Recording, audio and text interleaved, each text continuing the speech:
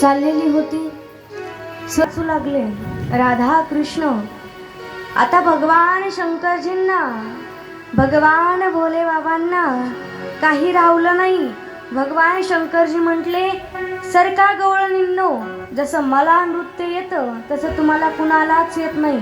आणि भगवान परमात्मा सुंदर असा तांडव करू लागले, सुंदर असं नृत्य करू लागले. कारण जेवढं सुंदर नृत्य भगवान शंकरजींना, भगवान भोले बाबांना येतं ना, तेवढं सुंदर नृत्य कोणालाच येत नाही. सुंदर असा डान्स परमात्मा करू लागले. प्रत्येक गवळण म्हणू लागली, बाई ही गवळण कुठली आहे? आज ही गवळण काही नवीनच दिसते, परंतु काय सुंदर डान्स करते. असा तांडव परमात्मा करू लागले.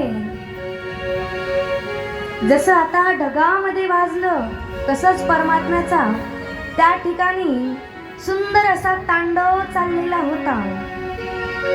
बघा, आपले महाराज फोनवर व्यस्त आहेत. मग देवाला वाटलं आता ढगांचा आवाज कोण काढणार, म्हणून देवाने स्वतः ढगांचा आवाज काढला.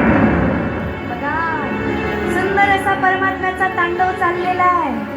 सुंदर असं नृत्य भगवान शंकरजी, भगवान भोले बाबा करताय. सर्वांना आनंदी आनंद झालाय. कृष्ण परमात्मा म्हणू लागले, सगळ्या गवळणींनो, सगळ्या सरका बाजूला, सरका बाजूला, सरका बाजूला.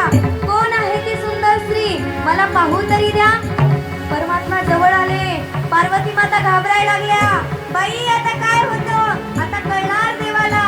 भगवान भोले बाबा आलेले आहेत. देवाला अगोदरच माहित होतं भगवान शंकरजी आलेले आहेत, म्हणून परमात्मा त्या ठिकाणी येऊन उभे राहिले.